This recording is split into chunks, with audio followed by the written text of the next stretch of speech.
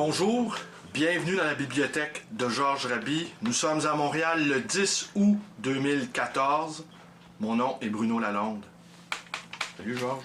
Bonjour Bruno. Pour moi, ce qui est important aussi, c'est que je commençais des nouvelles d'une façon réaliste. Puis je l'écrivais au complet, mettons, une nouvelle de 2-3 pages. Le lendemain matin, je relisais ça.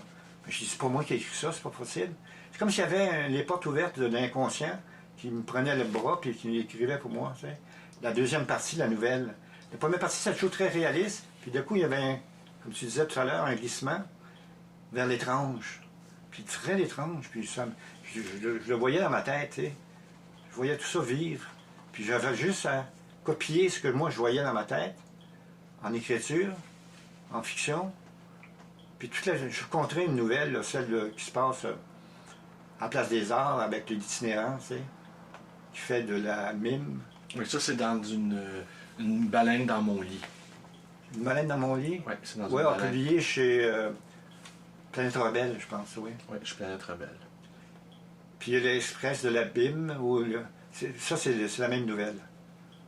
Oui, c'est ça le titre. Oui, l'Express de l'Abîme. L'Express de l'Abîme. Il y a aussi les Poissons Rouges, un ami qui va rencontrer son copain à la maison, puis il répond pas, il passe par en arrière, puis il s'est suicidé. Je ne sais pas si je me souviens plus s'il a réussi ou non à se couper les veines, puis à mourir en étant... Il s'est noyé, il a mis de l'eau dans le bain, puis il a mis ses poissons rouges, puis il était tout seul, puis il ne voulait pas mourir tout seul. Fait que les poissons rouges le caressaient partout pendant qu'il mourait. Ah, puis l'autre qui est rentré par en arrière est devenu le type qui s'est suicidé. J'ai dit, le lendemain matin, en lisant ça, j'ai dit que ça n'a pas d'allure que le personnage soit divisé en deux comme ça, le suicidé, puis le sauveur, tu sais, qui devait le sauver.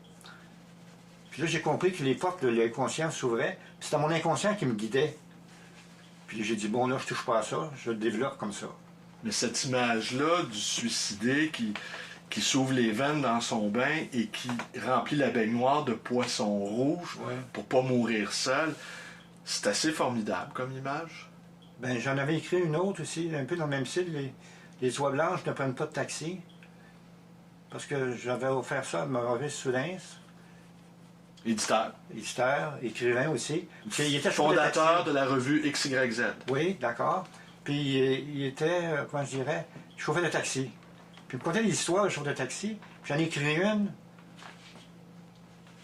où la personne va visiter le cimetière ancien sur la montagne de Mont-Royal en taxi. Et puis, qui se suicide tout à coup, dans un changement, en l'espace d'une seconde, il décide de se suicider, puis il le fait. Tu sais. Puis dis-moi, il y en a une aussi de tes nouvelles qui met en scène Claude Gauvreau que tu as connu un peu. Qui met en scène Claude Gauvreau? Oui, il n'y a pas une de tes nouvelles où Claude Gauvreau apparaît? Non, je pense pas. Mais il y a peut-être des personnages comme Claude Gauvreau. Ok, mais tu l'as connu, Claude Gauvreau? Ben, beaucoup. On fréquentait les mêmes bars, les mêmes cafés. Et puis... Tu m'as déjà raconté une anecdote que tu l'avais croisé et qui avait perdu les cendres, l'urne funéraire de sa mère dans un taxi. Oui, il a pris un taxi avec l'urne funéraire de sa mère, puis il l'avait oublié là, je pense. Et puis là, qu'est-ce qu'il a fait? Il l'a jamais retrouvé. Je suppose que sa mère s'est ramassée. Mais il me semble que c'est lui qui m'a conté ça, ou quelqu'un qui était très proche de lui. Mais tu l'as fréquenté. Quelle sorte d'homme c'était? Ah ben c'était pas facile, hein, parce que il était très imaginatif, puis il vivait dans le monde imaginaire, fantastique, tu sais. Moi j'ai vu par exemple son spectacle de poésie ou à l'Orphéum, je pense, où c'était juste de la poésie, langage sonore, tu sais. Ouais, exploréen. Exploréen. Où il avait inventé une langue. Évidemment, il y en a qui huaient Gauvreau dans la salle, ceux qui étaient au fond de la salle. Mais les gens, quand même, étaient curieux de voir ça. Puis il s'exprimait comme ça aussi dans d'autres récitals de poésie, en groupe, ça. Il récitait ses poèmes explorer. Explorer. Rien. Puis dis-moi tes premiers textes. On habitait au Corée Saint-Louis, à un moment donné, il restait dans ce coin-là, puis on mangeait au même petit café Harris, sur le coin, là. Puis il était là, puis des fois il disait, ah, passe-moi une coupe de pièces, là, j'ai plus d'argent. il travaillait pour Radio-Canada, il écrivait des textes avec une comédienne. Et puis... Pas Muriel Guilbeault. Peut-être, oui. Et puis, ça a été publié dans le cahier des 10, peut-être, non? Comment ça s'appelle, les cahiers, là, qui ont sorti en forme de livre, là? Il a sorti, il a publié un texte, tu as les deux noms de Claude Gauvreau puis la fille. Ah, c'est peut-être Muriel Guilbeault, écoute. Puis dis-moi, tes premiers textes publiés, tu as été journaliste à Perspective pendant combien d'années? Oh, les grosses années, c'est 68, 69, jusqu'à 75. J'ai travaillé pour Perspective, Actualité, mais l'ancienne forme d'Actualité, c'est un autre propriétaire qui l'a vendu à un moment donné avec les noms de temps. Châtelaine, j'ai publié quelques nouvelles, Actualité, Châtelaine. Des nouvelles à Châtelaine? J'en ai publié au moins une, oui. Et puis qui se pose dans le Vieux-Montréal. Un gars qui drague, puis quand tu vois une belle fille, il descend une pancarte du 3e étage avec une corde, puis ça lui tombe juste devant la fille. Je vous aime, montez me voir. J'ai dit pourquoi pas, je vais faire une nouvelle à propos de ça, tu sais. Puis les gens, j'étais, il y avait une fontaine là, à la place centrale, près de l'hôtel de ville, un peu plus haut. Et puis les gens achetaient du savon liquide, je vois, puis ça faisait des bulles extraordinaires. Là, j'ai fait disparaître mon personnage féminin dans un univers de bulles comme ça. On l'a perdu de vue. Belle image. Belle image. Je me souviens pas là, du site exactement. Puis de la revue, c'est une grosse revue littéraire de l'époque. Situation, j'ai publié dans Situation, dans Montréaliste, c'est une revue que personne ne connaît. J'ai publié surtout à Perspective. Parce que le frère des comédiens, c'était Pierre Gascon qui dirigeait Perspective, le frère des comédiens. Puis il aimait beaucoup les choses underground. Puis je vis au Corée, que j'ai fait plusieurs articles sur des écrivains underground, des poètes du Corée, toutes sortes de... tous les dessinateurs du Corée. Ça, c'était dans une revue du gouvernement du Québec. C'était pas Culture Vivante? Culture Vivante, oui. Une grande... ça m'a pris des mois à réunir tout le monde, tous les dessinateurs puis les écrivains de BD. Tu sais. Oui, ben c'est ça, tu as été, je pense, le premier à avoir fait un article sur l'état des lieux de la bande dessinée à ce moment-là au Québec. Moi, j'ai adopté ça, je pense, le printemps. Tu es souvent cité dans les bibliographies. Beaucoup de livres qui parlent de design de l'époque et tout ça, tu sais. Grâce à Claude Effly qui m'avait demandé, puis il avait dit au comité de rédaction de Culture Vivante, Rabi, c'est le spécialiste de la bande dessinée à Montréal. C'était pas vrai. Ça m'a causé des problèmes de recherche, de travail. Mais grâce à ce papier-là, sur les auteurs de BD, il y en a beaucoup qui sont devenus célèbres là-dedans. J'étais devenu une sommité en BD québécoise. Après avoir été une sommité dans le monde de l'underground, moi je prétends, Georges, que les articles que tu as publiés dans Perspective devraient être colligés et l'objet de... Mais là, il est question d'en placer quelques-unes dans le comment dirais-je, le livre en ligne. Ah, Ghetto Mohawk. Ghetto Mohawk. Puis ça devrait sortir, il va en avoir 2, 3 des meilleurs. On va voir ce que ça va donner comme résultat, tu sais. Si les gens s'intéressent encore à ça. À mon avis, oui. Ben, je parlais quand même en général de beaucoup d'écrivains connus à l'époque underground. Gilbert Langevin, Pierrot Léger, Vanier, un certain Bob Lalonde, je pense. Ouais, Bob Lalonde, pour ceux qui écoutent la vidéo, c'est mon père. Bon, alors, puis j'avais parlé de toi. Ouais, je le sais. Tu l'as fréquenté pendant 10 ans. Ben, 10 ans, oui, c'est beaucoup, mais pas loin de ça. On a travaillé ensemble à l'atelier au Corée. Et il t'a jamais dit qu'il avait un fils? Non. Mais il avait peur d'être moins bon que son fils, je pense. Ouais. Mais c'est comme ça, entre autres. Je sais qu'on a une connaissance commune, Richard Gingras, le libraire de la Ontario. Ouais. C'est lui qui m'avait indiqué que tu avais fait un article sur les poètes du Carré Saint-Louis avec Pierrot Léger, Michel Bugeaud, Gilbert Langevin et mon père.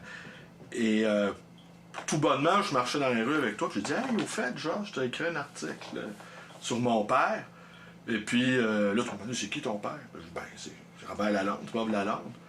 T'avais fait, je te crois pas. Là, je te dis, ben, comment, Georges, pourquoi j'inventerais ça?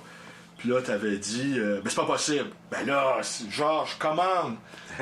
Puis là, ben là, tu m'as avoué qu'en 10 ans de fréquentation, mon père ne t'avait jamais parlé de moi. Pourtant, on avait travaillé ensemble à la télé au Carré, on donnait des rencontres.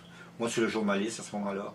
Lui, sur la liberté de penser. Disons, la manière indienne. Je pourrais te dire, Georges, que la candeur de ton étonnement m'avait laissé pas mal songeur.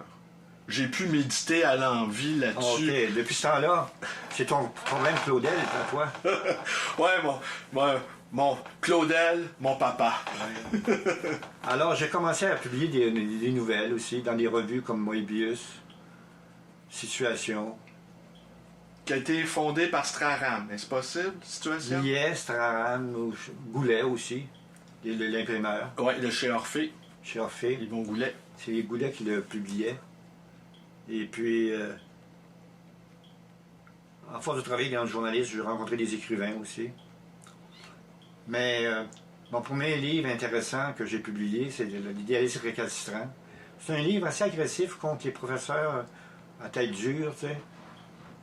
C'est encore le reflet de la religion catholique qui était omniprésente encore, même si on était rendu dans les années 75. Là, aujourd'hui, est-ce que tu penses que les profs ont changé, d'après toi? Ben, ça a tout changé. Ils n'ont plus de soutane. D'accord. Mais peut-être les soutanes, ils les portent dans leur tête? Ben, à ce moment-là, dans la nouvelle, la longue nouvelle, le petit roman ou le récit de l'idéalisme récalcitrant, c'est un directeur d'école qui est encore en soutané, tu sais, même s'il est laïque. Et puis ça m'a permis d'attaquer les professeurs de religion, tu sais, qui se donnaient tous les droits au nom de la religion, de nous faire chier tu sais, pauvres petits élèves martyrs. Moi, je crois pas honnêtement que les choses ont changé. Ben, ça a changé officiellement, oui. Regarde les polyvalentes, qu'est-ce que ça a de l'air de l'extérieur? Les polyvalentes, c'est comme des espèces de prisons. Oui. Les garçons, un nombre effarant de garçons sont sous médication.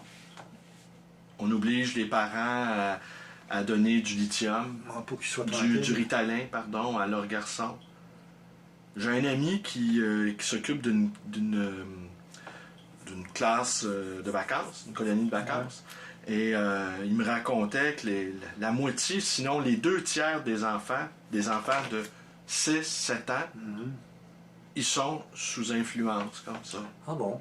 Fait, mais là, ça a changé un peu en ce moment. Avant, c'était l'Église qui les cadenassait.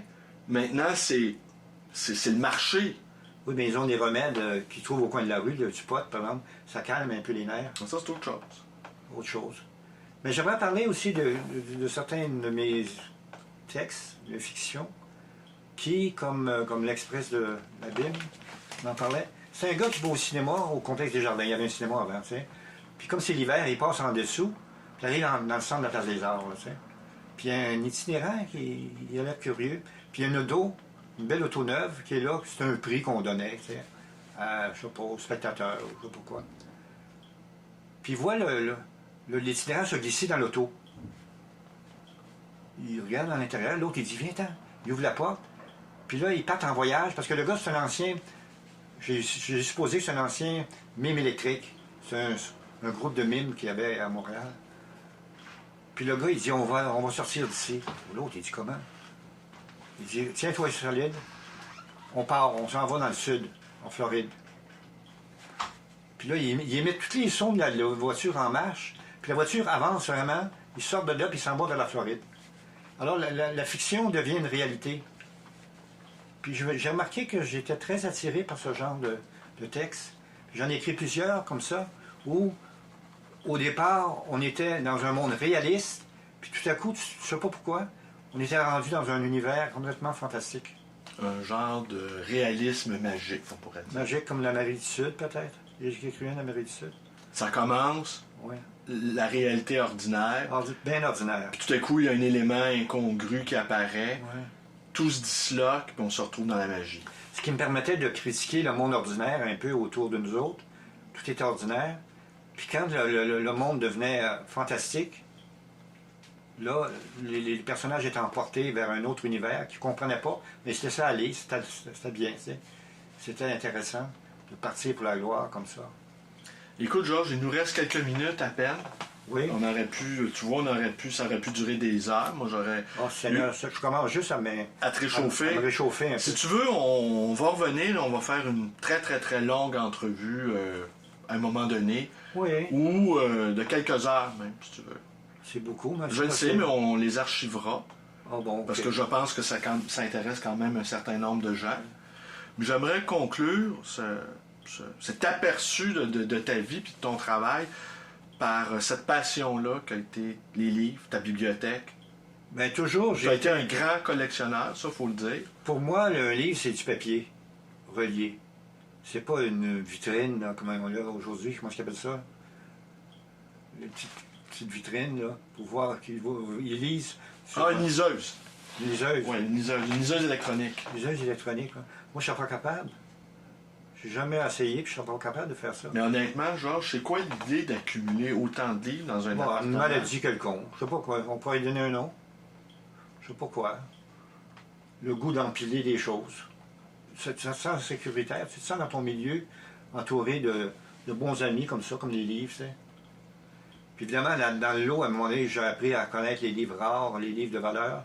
Je m'en suis offert quelques-uns dans les sous-sols d'église, dans les ventes de garage, dans les ventes de garage d'école. Tu sais, toutes les familles viennent vendre leurs choses. Puis des fois, il y en a qui avaient des livres de leur grand-père, puis ça. Fait que j'ai trouvé des bonnes pièces. Oui. Puis c'était amusant. Je me suis amusé beaucoup. À un moment donné, j'en faisais trop. J'ai dû arrêter. Mais là, il faut que je liquide tout ça, parce qu'à mon âge, comme j'ai dit à ma fille, tu peux t'en servir pour l'incinération. Ouais, mais t'as quand même un petit corps, hein? Puis il y a beaucoup de livres ici, il y a beaucoup Ouais. de combustible. Je pourrais t'inviter. À allumer le feu ou non, ou à me brûler- joindre à toi dans le à brûler à ma grand- place pour voir si c'est suffisant. Puis je déciderai après coup si je vais me suicider de cette façon-là, tu sais, ou si je vais mourir de cette façon-là. Ah, écoute, Georges, je pense que t'es pas tuable de toute façon. Non, parce que je vais ressusciter. Peut-être es-tu combustible, mais tu n'es pas tuable. C'est ça le problème. D'un coup, je suis combustible, puis je meurs pas. Mais tu sais, les livres, Alors? mais tu sais que les livres, ils brûlent pas, hein? Ils fument. Ben, tu les ouvres, puis tu brûles chaque page, l'une après l'autre. Tu peux les effeuiller Oui. et les enflammer. Voilà. On commence à être poète, déjà. Après une demi-heure. Écoute, Georges, on va conclure là-dessus. Pour l'instant, oui. Oui. Nous allons réfléchir à tout ça. Oui, on va réfléchir à toutes les choses que nous avons dites. Oui, ça va servir de base peut-être pour Surtout toi. une prochaine rencontre. Oui. Je ne réfléchis plus à mon âge. Tout vient tout seul. Ça, t'as cessé de réfléchir à l'âge de 79 ans, Ouais. quand t'as constaté que tu te dirigeais vers tes 80... ta années. 80e année. Ouais. Ça a été une grave taloche. Je suis content de te devancer là-dessus, moi, Georges. J'ai cessé de réfléchir très, très, très tôt dans ma vie. Oui, mais ça paraît-tu ou non? Oui ou non?